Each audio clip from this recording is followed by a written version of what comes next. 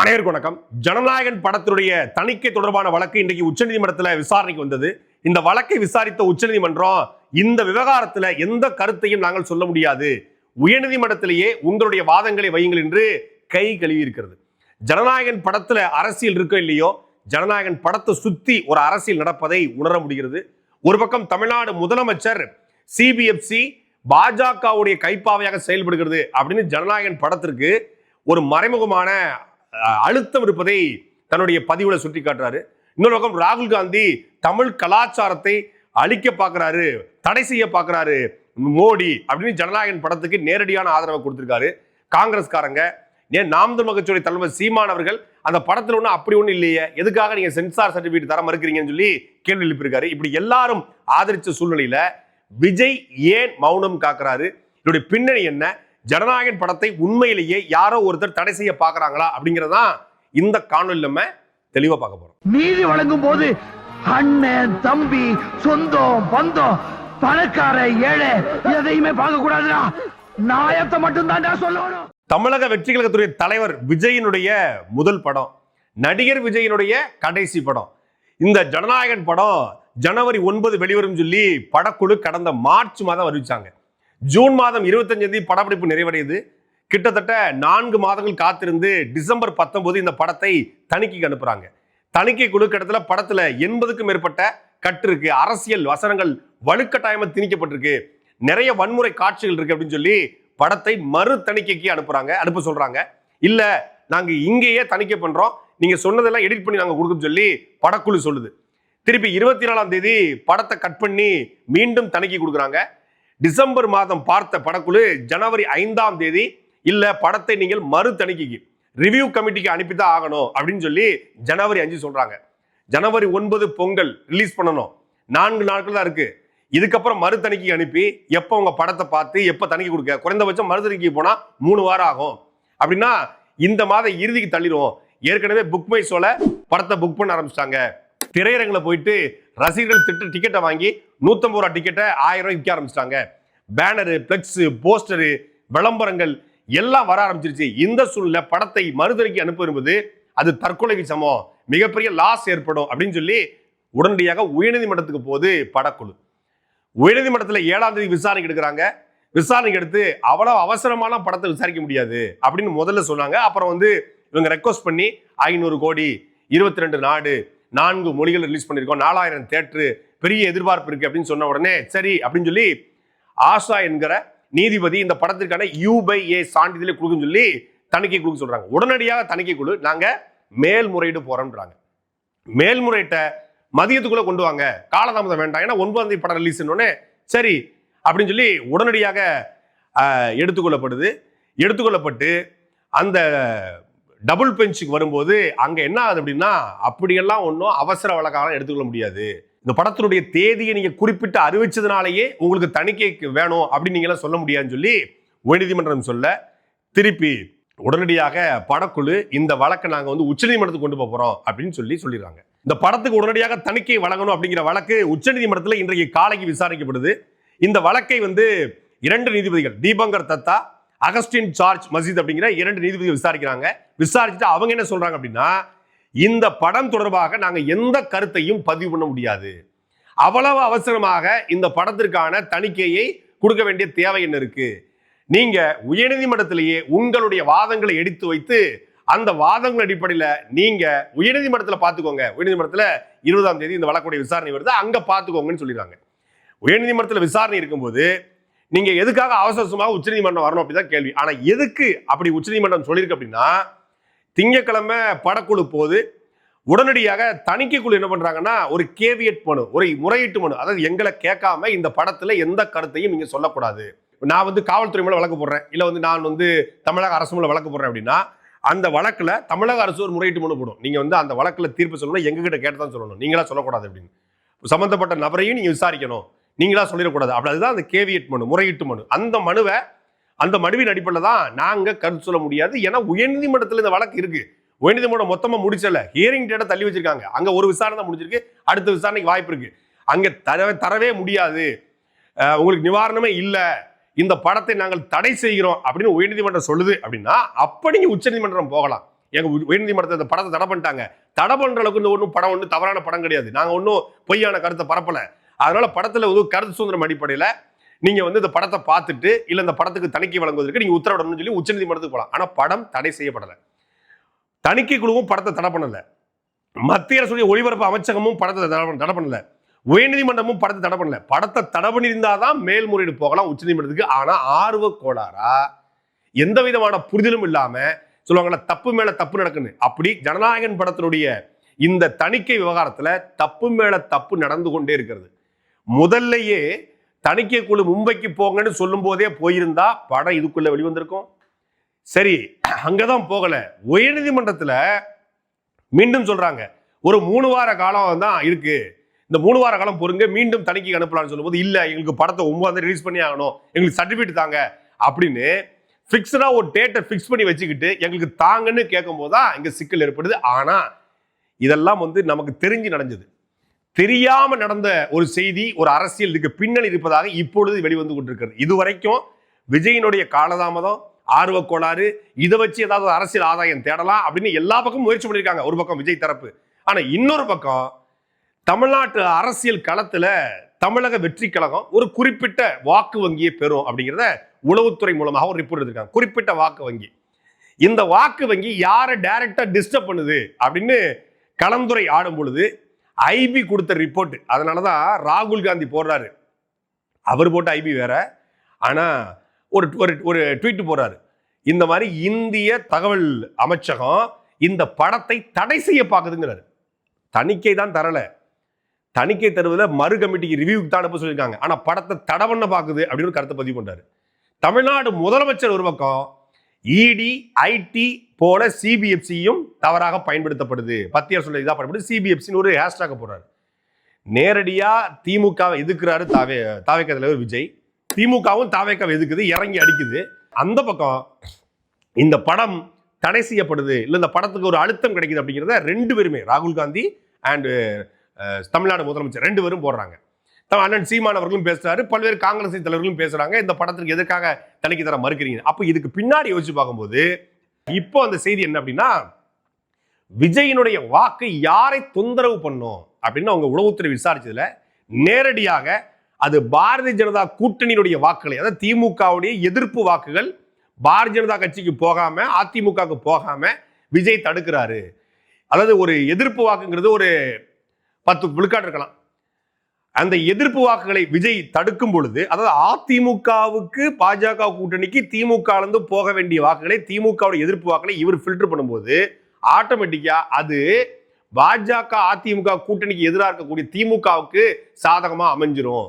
அப்ப திமுகவுக்கு சாதகமா அமையத்தான் விஜயினுடைய ரோல் வந்து பிளே பண்ண பாக்குது.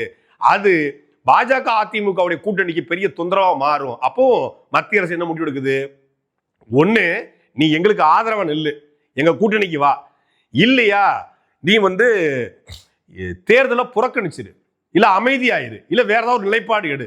ஒண்ணு எங்களுக்கு பலன் சேர்க்கணும், இல்ல எதிராளிக்கு நீ பலன் சேர்த்தக்கூடாது அப்படிங்கிறதா. இதை கலந்து ஆலோசிச்ச பிறகுதான் விஜய்க்கு அழுத்தம் கொடுக்கலாம். ஏன்னா செப்டம்பர் 27 கரூர் விவகாரத்துல ஒட்டுமொத்தமான தமிழ்நாட்டு கட்சிகளும் விஜய் செஞ்சதான் தவறு அப்படின்னு நிற்கும் போது பாரதிய ஜனதா கட்சி வேறொரு நிலைப்பாடு இருந்துச்சு. முழுமையாக விஜய்க்கு ஆதரவாக களத்துல போய் இறங்கி நின்னது பாரதிய ஜனதா கட்சி. மணிப்பூர் கலவரத்துக்கு போகாத அந்த கமிட்டி இருக்கு இல்லையா, ஹேமமாலினி தலைமையில, அண்ணாமலை தலைமையில, வானதி சீனிவாசன், தமிழிசை சவுந்தரராஜன், ஐநார் நாகேந்திரன், இந்த டீம் கரூருக்கு போச்சு. மணிப்பூருக்கு போகல, வேளாண் மசோதாவில் பாதிக்கப்பட்ட விவசாயிகளை பார்க்க போகல, உத்தரப்பிரதேசத்தில் எத்தனையோ கொடுமைகள் நிகழ்ந்திருக்கிறது அங்கெல்லாம் போகல, தமிழ்நாட்டில் மீனவர் படுகொலை நடந்ததுக்கு அங்க போகல, 22 தமிழர்கள் ஆந்திராக்களை சுட்டுக்கொள்ள விட்டாங்க.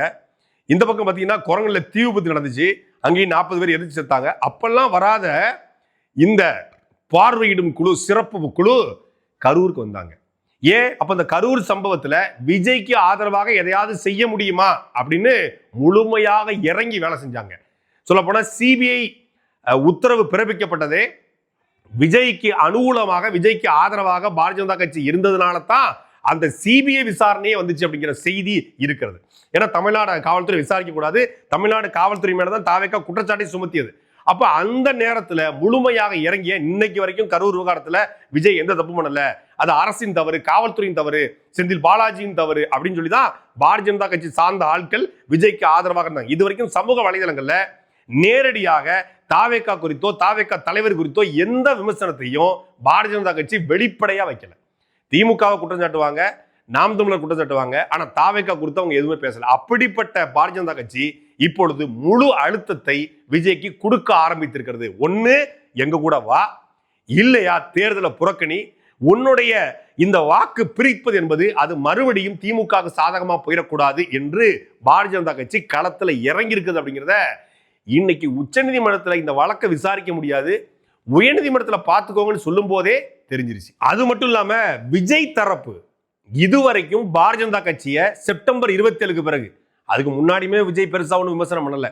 மோடி சார் இந்த நீட் தேர்வு, மோடி சார் பாஜக கொள்கை எதிரி அப்படின்னு சொன்னார ஒழிய பாஜகவுடைய எந்த திட்டத்தை எதிர்க்கிறேன், எந்த கொள்கையின் அடிப்படையில் பாஜகவை எதிர்க்கிறேன், பாஜக கொள்கை எதிரின்னு சொல்றீங்களா, எந்த கொள்கையில நீங்க எதிரியா இருக்கீங்க அப்படிங்கிறதெல்லாம் விஜய் வெளிவரியா பேசல, தெளிவா பேசல. தாவேகாவுடைய தொண்டர்களும் பேச்சாளர்களும் கொள்கை பரப்பு செயலாளர்களும் எந்த விதமான தர்க்கத்தையும் பாரதிய ஜனதா கட்சிக்கு எதிராக எந்த பொது ஊடகத்திலையும் வைக்கல.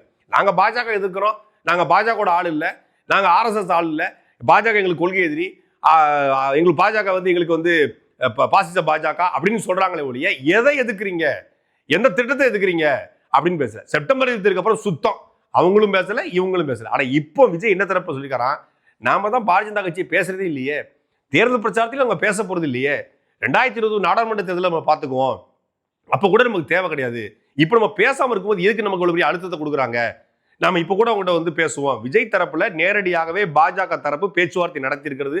அந்த பேச்சுவார்த்தையில விஜய் தரப்பு சொல்றது, நாங்க உங்களை பேச மாட்டோம், உங்க கூட கூட்டணிக்கு வந்தா அது எங்களுக்கு தற்கொலைக்கு சமம். பாரதிய ஜனதா கட்சியோட விஜய் கூட்டணிக்கு போனா தற்கொலைக்கு சமம், விஜய் தனிச்சுன்னா கொலை, கூட்டணிக்கு போனா தற்கொலை, எப்படினாலும் டெத்து கன்ஃபார்ம். டெத்துனா அரசியல் ரீதியாக இது அழிக்கப்படும். அதனால நீங்க ஏதாவது ஒரு முடிவு எடுங்க அப்படிங்கிறத அவங்க அழுத்தம். விஜய் தரப்புல எந்த முடிவு எடுக்காம நாம பாரதிய ஜனதா கட்சி எதிர்க்கவே இல்லை, நம்ம தான் அவனை எதிர்க்கவே இல்லைங்க, அவன் எதுக்கு நம்மளை அடிக்கிறான் அப்படிங்கிற மாதிரி நிலைப்பாட விஜய் இருக்காரு. சொல்ல போனா இந்த ஜனநாயகன் தொடர்பான உயர்நீதிமன்ற உச்சநீதிமன்ற அழுத்தங்கள், ஒரு பக்கம் சிபிஐ என்கொயரி, மீண்டும் 19ஆம் தேதி சிபிஐ என்கொயரி, இது எல்லாமே விஜயை சுத்தமாக முடக்கி போட்டிருக்கிறது, அவரை ஒரு செயல்பட விடாம தடுத்திருக்கிறது அப்படிங்கிறதா இப்ப வர்ற செய்தி. அதெல்லாத்தையும் தாண்டி விஜய் தரப்பு இதுவரைக்கும் தமிழ்நாடு முதலமைச்சர் பேசுறாரு, ராகுல் காந்தி பேசுறாரு, அண்ணன் சீமான் பேசுறாரு, காங்கிரஸ்காரங்க பேசுறாங்க, அதிமுக கூட சப்போர்ட் வருது. ஆனா விஜய் தரப்புல இருந்து சிபிஐ என்கொயரி குறித்தோ இல்ல இந்த சிபிஎஃப்சி என்கிற தணிக்கை துறை குறித்தோ ஒரு வார்த்தை பேசல. ஏன் இன்னைக்கு பொங்கல், ஒட்டுமொத்தமான தமிழ் எல்லா மக்களும் சமூக வலைதளங்கள் ஆக்டிவா இருப்பாங்க. இன்னைக்கு கூட ஜனநாயகன் முடக்கப்படுது, எதுக்கெல்லாமோ ஹேஷ்டாக் ட்ரெண்ட் பண்ணுவாங்க, பராசக்தி டிசாஸ்டர் அப்படின்னு சொல்லி ஹேஷ்டாக் ட்ரெண்ட் பண்ணுவோம். இந்த ரூட் மாஃபியா கும்பல் பராசக்திக்கு எதிராக ஹேஷ்டாக் ட்ரெண்ட் பண்ணுகிற, அண்ணன் சீமானுக்கு எதிராக ஹேஷ்டாக் ட்ரெண்ட் பண்ணுகிற, திமுக எதிராக ஹேஷ்டாக் போட்டு ட்ரெண்ட் பண்ணுகிற இந்த தாவேக்காவோட விர்ச்சுவல் வாரியர்ஸ் தங்களுடைய தளபதிக்கு ஆதரவா, தங்கள் தலைவனுக்கு ஆதரவா, தங்கள் ஜனநாயகனுக்கு ஆதரவா எங்கேயாவது ஹேஷ்டாக் ட்ரெண்ட் பண்ணிருக்காங்களா? இன்னைக்கு கூட நினைச்சா உச்சநீதிமன்றத்தில் இப்படி ஒரு தடையை போடுறாங்க, அரசியல் அழுத்தத்தால மட்டும்தான் இது நடக்குது அப்படின்னு ஒரு ட்ரெண்ட் பண்ண முடியும். இன்னொன்னு குறைந்தபட்சம் எதிர்ப்பு தெரிவிச்சா எதிர்ப்பை காட்டுகிற பொழுது கொஞ்சம் அழுத்தம் குறையும். ஜனநாயகனுக்கு வந்த சிக்கலுக்கே நீங்க எதிர்ப்பு காட்ட மாட்டீங்க, சிபிஐ என்கொயரிக்கு எதிர்ப்பு காட்ட மாட்டீங்கன்னா நாளைக்கு தேர்தல் வரப்போகுது, தேர்தலில் சின்னத்தை ஒதுக்கணும், சின்னத்தை கேட்ட சின்னத்தை தரமாட்டான். ஏற்கனவே இருந்த சின்னத்தை விவசாயியை பறிச்சுக்கிட்டு ஆட்டோவை கட்டா ஆட்டோவை தூக்கி கொடுத்துருச்சு, திருப்பி விசில கட்டா விசில தூக்கி கொடுத்துருச்சு. சரி வேற ஏதாவது சின்னம் கேட்க தென்னந்தோப்பை கேட்கலாம் பார்த்தா தென்னந்தோப்பை கொடுத்து இப்படி கேட்ட சின்னத்தெல்லாம் நாம் தமிழ்ச்சி கொடுத்துட்டு கடைசியா மைக்கு கொடுத்துச்சு. அந்த மைக்கு ஒழுங்கா கொடுக்காம தலைசீவிர அந்த சீப்பு மாதிரி ஒரு மைக்கை கொடுத்து விட்டுச்சு. இப்படி கிட்டத்தட்ட 35 லட்சம் வாக்கு வச்சுக்கிற நாம் தமிழ் கட்சிக்கு, களத்தில் நாம் தமிழ் கட்சிக்கு அழுத்தத்தை கொடுத்து தொடர்ச்சியா பாரதிய ஜனதா கட்சியை எதிர்த்து சண்டை போடுற, அழுத்தம் கொடுக்குற நாம் தமிழ் கட்சியை அழுத்தம் கொடுக்க, நீ எதுவுமே பேச மாட்டேன், எல்லா பக்கமும் அடிச்சுட்டு போங்க அப்படின்னா அது எந்த மாதிரியான அழுத்தம் கொடுக்கும்? நல்லா திருப்பி அடிக்காமல உட்காந்துருக்காண்டா, நம்ம அடிச்சா கூட அவன் நல்லா வாங்கிக்கிறான், எவ்வளவு அடிச்சாலும் தாங்குறான், அவன் ரொம்ப நல்லவங்கிற மாதிரி எவ்வளவு அடிச்சாலும் விஜய் தாங்குறாரு, அதனால சின்னத்தை பறிப்போம். இப்ப கூட ஒரு செய்தி வந்துச்சு, 234 தொகுதியில விஜய் ஒருவேளை தனிச்சு போட்டி போட்டார்னா 234 தொகுதிக்கும் பொது சின்னம் கொடுக்காம தனித்தனி சின்னத்தை கொடுப்பது, அதாவது சுயேட்சை கணக்கில் கொடுப்பது. சின்னம் கிடையாது உங்களுக்கு, காலதாமதம், நீங்க முன்னாடியே வரல, முறையா வரல அப்படின்னு காலதாமத்தை ஏற்படுத்தி, இல்லைன்னா மட்டமான சின்னத்தை ஒரு சின்னத்தை கொடுத்து விட்டுருது, அதுல காலதாமத்தை ஏற்படுது, கடைசி நேரத்தில் ஒதுக்குவது, இப்படி பல தடைப்படுவாங்க. அப்புறம் தேர்தல் பிரச்சாரத்துக்கு கிளம்புனீங்கன்னா தேர்தல் ஆணையம் கட்டுப்பாடு, தேர்தல் ஆணையம் பாஜகவின் கட்டுப்பாடு. தேர்தல் ஆணையம் என்ன பண்ணும், நேர நெருக்கடி ஆயிடுச்சு, இந்த இடத்துல அனுமதி கிடையாது, இவ்வளவு வாகனம் வரக்கூடாது, இவ்வளவு செலவு பண்றீங்க, விஜய் கட்சிக்காரங்க பணம் வச்சிருந்தாங்க, ஓட்டுக்கு பணம் கொடுக்க போனாங்க, விஜய் கட்சிக்காரங்க வந்து இந்த அலுவலக செயல்படாமல் எடுத்தாங்க, அதிகாரிகளை செயல்பட விடல, எலெக்ஷன் கோட் ஆஃப் கான்டக்டை மீறிட்டாங்க, நீங்க கூட்டமா போவாங்க, கையில பணம் வச்சிருப்பாங்க, எல்லாம் பண்ணுவாங்க, என்னென்ன பண்றாங்களோ எல்லா ரெஸ்ட்ரிக்ஷனையும் எல்லா இடையூறுகளையும் தொடச்ச கொடுப்பாங்க. அப்ப என்ன பண்ணுவீங்க? அப்போ எதிர்த்து பேசணும். நான் உங்களுக்கு எதிராக இருக்கேன்னா எதிர்த்து நிக்கிறேன், பாஜக எதிர்த்து நிக்கிறேன், பாஜக என் படத்தை தடை செய்ய பார்க்குது, இது கருத்து சுதந்திரத்துக்கு எதிரானது, தணிக்கைத்துறை தடை செய்ய பார்க்குது, தணிக்கைத்துறை அழுத்தம் கொடுக்குது. நாங்க எல்லாம் நியாயமா இருந்தும் கூட என் படத்துல ஒரு வல்கர் காட்சியோ ஒரு ஆபாச காட்சியோ இல்ல, குழந்தைகள் இருந்து பெரிய வரைக்கும் என் படத்தை பார்க்கலாம். இப்படிப்பட்ட படத்தை எப்படி நீங்க தடுக்க பாக்குறீங்க? உங்க தடையை மீறி என் படத்தை கொண்டு வருவேன், ஏன் பேச மாட்டீங்க? திரைப்படத்துல நான் ஒரு முடிவு எடுத்துட்டா என் பேச்ச நானே கேட்க மாட்டேன், திரும்பி போற ஐடியாவே இல்ல.